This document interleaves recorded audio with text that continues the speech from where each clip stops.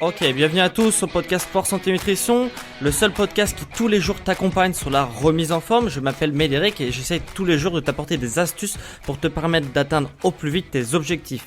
Donc aujourd'hui, on va parler un peu de sport et aussi de nutrition, puisqu'on va parler de la balance énergétique. En fait, la balance énergétique, c'est ce qui va te permettre de savoir comment perdre du poids si c'est ton objectif, ou savoir prendre du muscle si c'est ton objectif aussi. Tout est une question de balance énergétique, comme je vais t'expliquer. C'est un concept très simple qui va pouvoir te permettre de perdre du poids simplement ou de prendre du muscle simplement aussi.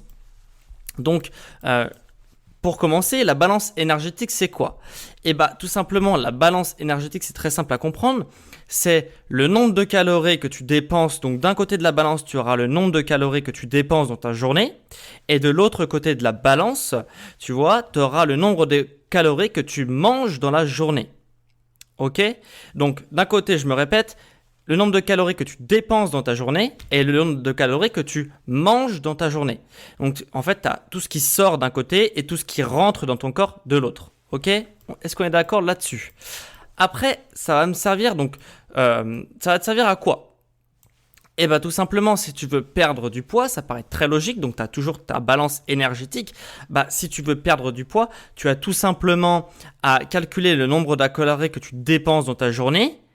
Et du coup, si tu veux perdre du poids, il faudra que ton nombre de calories que tu manges dans la journée soit inférieur à ceux que tu dépenses dans ta journée. Donc en fait, tu vois, c'est très simple. Pour perdre du poids, il faut que tu manges moins de calories que tu dépenses. Voilà. Comme ça, tu perds du poids obligatoirement parce que du coup, ton corps va puiser dans ses réserves pour perdre du poids. Donc c'est vraiment très très simple, tu vois, de perdre du poids. On va revenir comment faire exactement tout ça, mais tu vois, dans les faits, c'est vraiment très très simple. Et pour ceux qui veulent prendre du muscle, là, tu ne peux pas prendre de muscle si tu ne manges pas assez de calories. Là, ça va être l'inverse en fait. Il va falloir que tu manges plus de calories que tu ne dépenses. Parce que la prise de muscle, quand tu veux gagner en masse musculaire, tu es obligé d'avoir un apport calorique un peu plus important. En gros, tu es obligé de faire un peu de gras. Tu es obligé de faire un petit peu de gras pour pouvoir faire aussi du muscle parce que ton corps va être dans un processus de reconstruction, de stockage, etc. Et c'est grâce à ce processus de reconstruction que tu vas créer du muscle. Si tu es dans un processus de perte de poids, etc., si tu perds un peu de poids, tu ne vas pas pouvoir faire du muscle. Ton corps ne va pas avoir assez d'énergie pour créer du muscle. Donc, il faut que tu lui apportes plus d'énergie qu'on en a besoin pour pouvoir fabriquer du muscle. Voilà. Donc, en fait, perdre du poids et prendre du muscle, c'est totalement opposé. C'est deux stratégies qui sont totalement opposées. Et avec ta balance énergétique, tu vas pouvoir justement jouer là-dessus pour adapter tes calories en fonction de tes objectifs.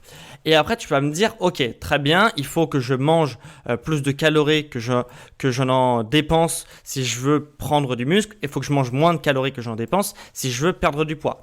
Mais comment on fait pour calculer les calories qu'on a dans notre journée ? Toi, tu pourrais me demander ça et je comprendrais très bien.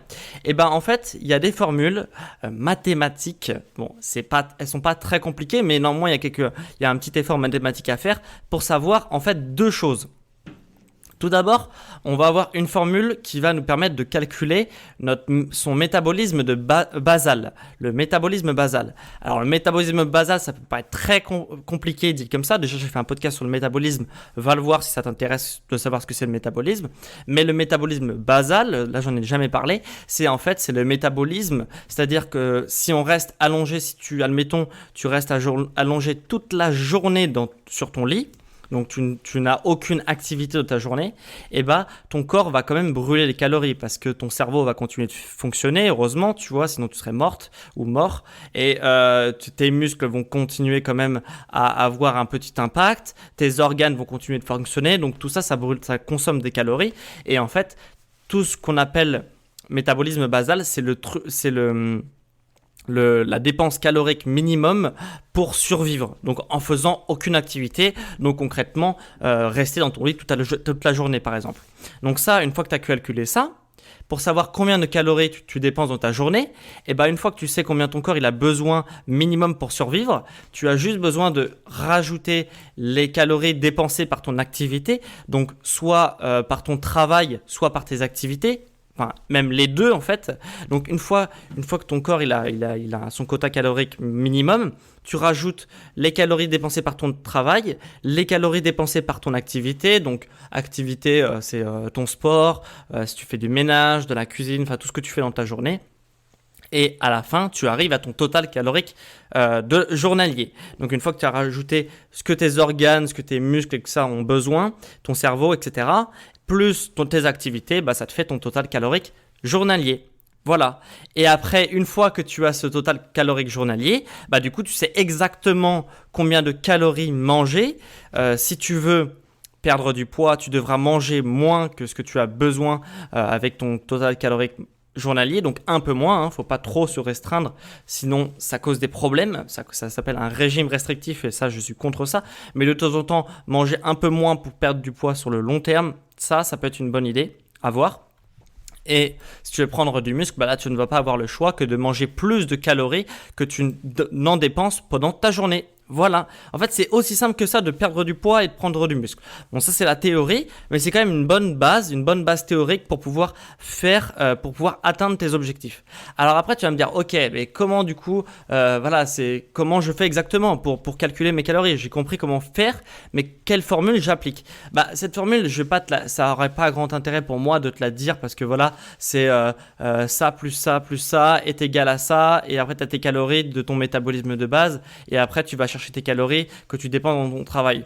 Donc en fait, je l'ai recensé, j'ai tout regroupé dans un PDF qui a pu permettre de calculer exactement combien de calories, grossièrement combien de calories tu dépenses dans ta journée en fonction de ton activité, les activités que tu fais, ton corps, ton âge, etc. Donc, je l'ai recensé dans un PDF. Tu auras juste, si ça t'intéresse, ce PDF-là, à calculer avec tes caractéristiques, ton travail, ton âge, etc. Et tu sauras exactement combien de calories tu as dans ta journée, tu dépenses dans ta journée pour pouvoir après appliquer la règle de la balance énergétique. Voilà, donc si ça t'intéresse, ce PDF-là, je t'invite à aller en description, cliquer sur le lien en description pour télécharger le PDF, ou alors tout simplement tu te rends sur Sport, Santé, Nutrition sur Google, tu tapes Sport, Santé, Nutrition et tu te rends dans l'onglet podcast. Voilà, donc on se retrouve demain pour un nouvel épisode sur le sport, la santé et la nutrition, tout ce qui est remise en forme, et on se dit à demain les amis. Allez, ciao.